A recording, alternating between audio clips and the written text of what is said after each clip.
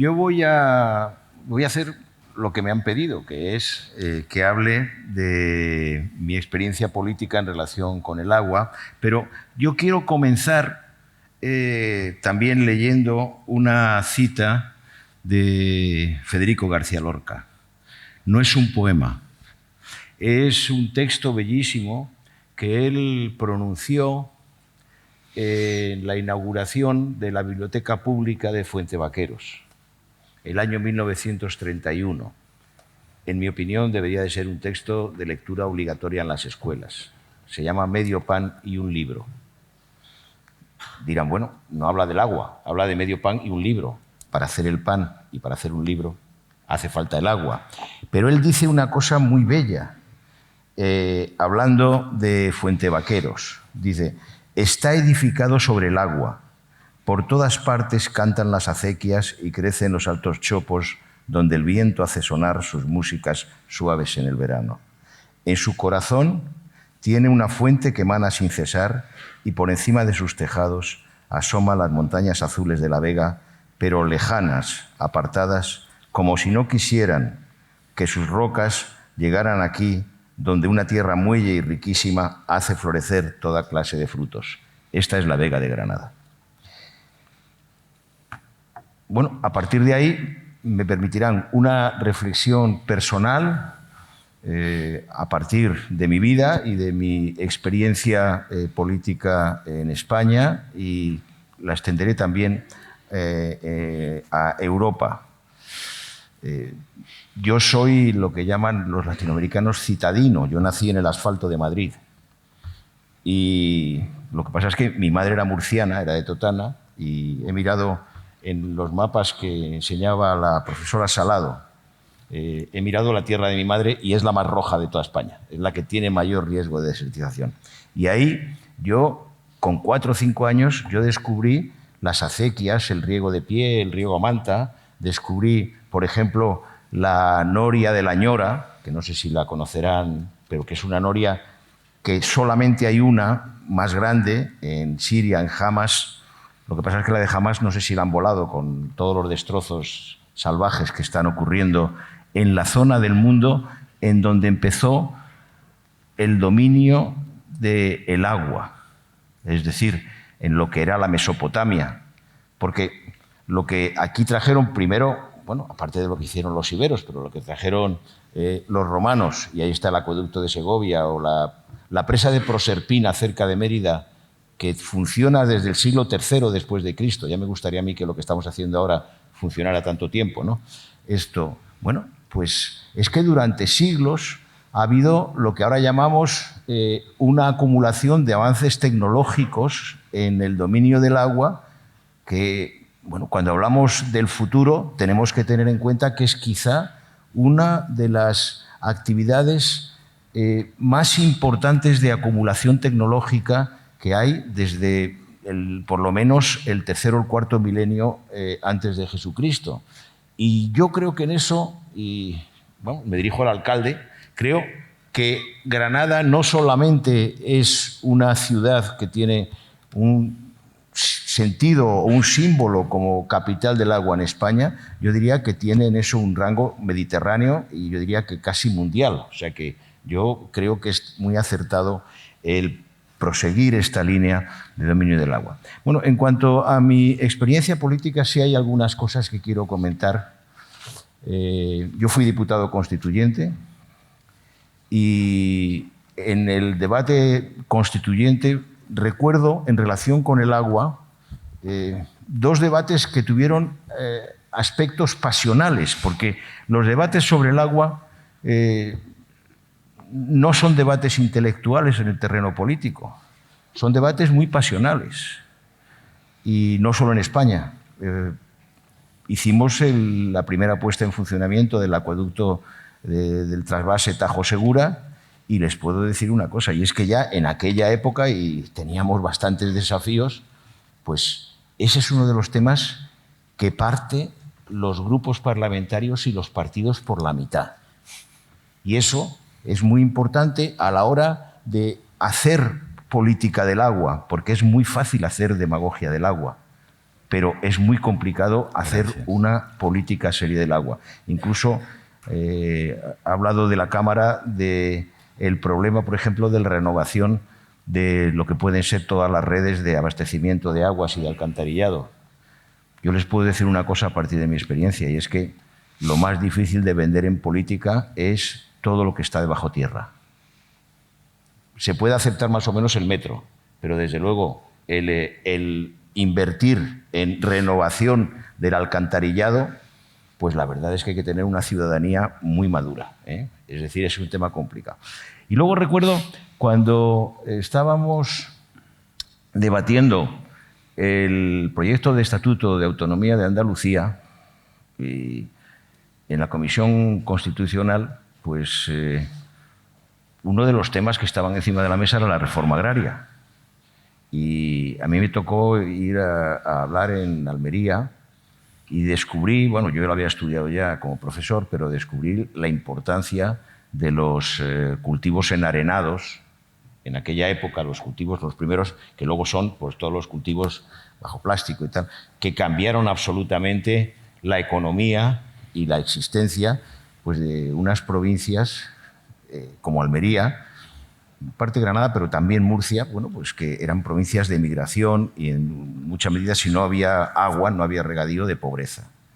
Bueno, y yo tuve la oportunidad de comentarle a Alfonso Guerra, con el que estaba yo a la vuelta de Almería, le dije, oye, aparte ya de lo de la reforma agraria, mira, Almería ya es la segunda provincia en renta per cápita casi de Andalucía, o sea, tenemos que tener en cuenta estos cambios. Bueno, esto ha cambiado profundísimamente. Es decir, que lo que estábamos planteando entonces tenía una carga del pasado que se ha encargado, yo diría, la dinámica misma de la sociedad andaluza también de transformarlo profundamente.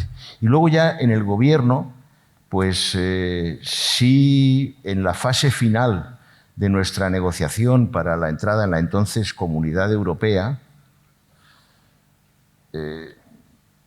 pusimos a punto algo que sorprendió mucho en Europa, que era el Comité de Inversiones Públicas, en donde teníamos, dentro de la defensa de la filosofía de la cohesión, que entonces era una palabra que no se utilizaba en Europa y que nos costaba mucho explicar, eso lo recordará Octavio, ¿verdad? Esto, incluso, sobre todo a los alemanes, porque a los franceses la palabra latina cohesión se les podía explicar, pero a los alemanes decían, no, esto es Finanzausgleich, era el equilibrio financiero, y le decíamos, no. Y aquí teníamos en el Comité de Inversiones Públicas todo un conjunto de proyectos de infraestructuras ferroviarias, viarias, aeroportuarias y de depuración de aguas, que ha sido uno de los instrumentos más útiles de modernización de la sociedad española, en el que hay que proseguir, desde luego, y que hoy en día tiene ya una dimensión superior, bueno, pues porque nuestra sociedad ha cambiado profundamente. Y luego, en relación también con la experiencia europea, pues el agua siempre es un debate, como he dicho, polémico. Yo les puedo asegurar una cosa, y es que yo he vivido debates muy polémicos desde lo que es o lo que fue la caída del muro de Berlín y el fin de la Guerra Fría, que entonces me tocó de presidente. Bueno, pues he vivido los debates, por ejemplo, de la Organización Común de Mercado del Aceite y del Vino. Les puedo decir que son de los debates más pasionales que he vivido en Europa, que dividen al continente, por ejemplo, entre el vino chaptalizado y el no chaptalizado, que es el vino al que se le puede añadir azúcar al norte del río Loira, a la mitad de Francia, o no. O el del aceite, porque bueno, la lucha del aceite y la mantequilla pues pone de relieve las divisiones europeas.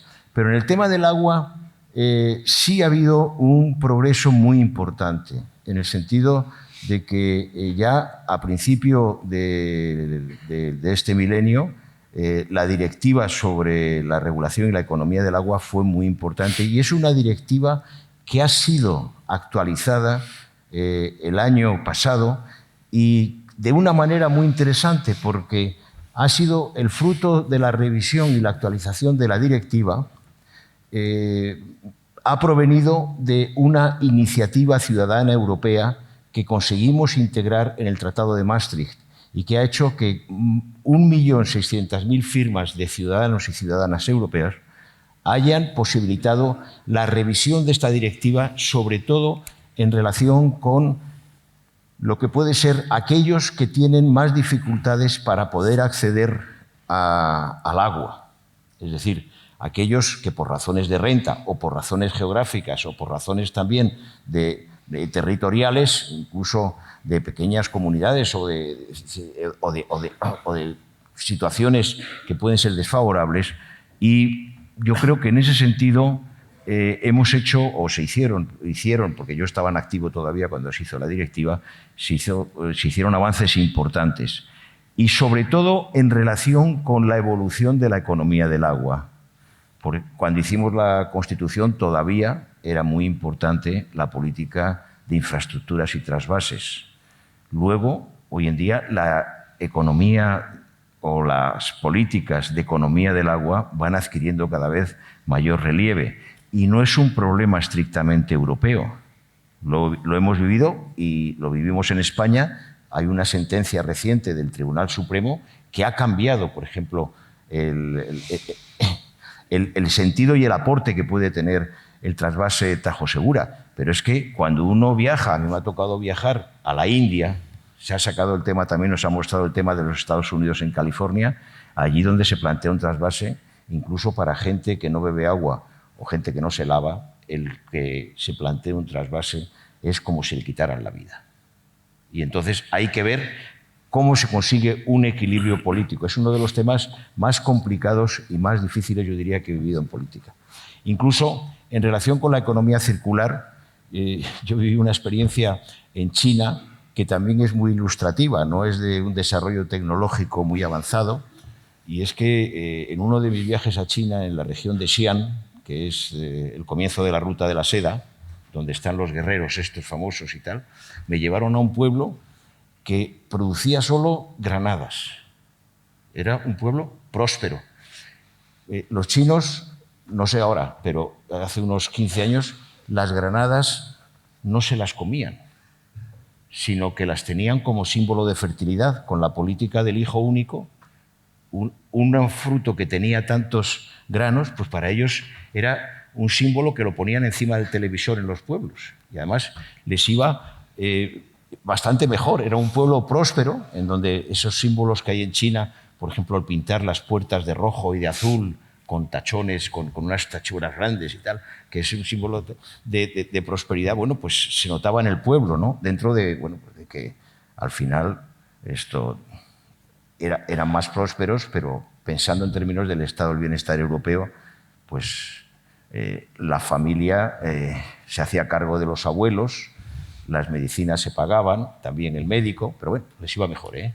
O sea, y lo que me sorprendió más fue que en la calle principal del pueblo, lo que ellos habían puesto, diríamos, como muy adornado, eran los pozos negros de todas las casas. Estaban en la calle principal. ¿Por qué? Porque tenían ahí una fuente de abono, esto que producían ellos mismos y que, bueno, les servía.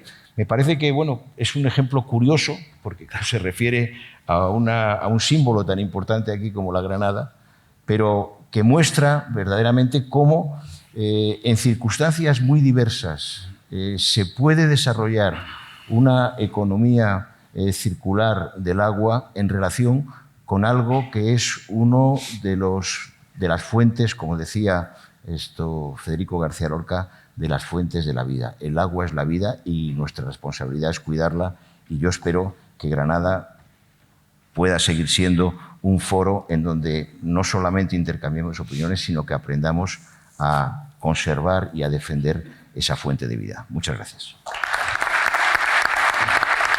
Bueno.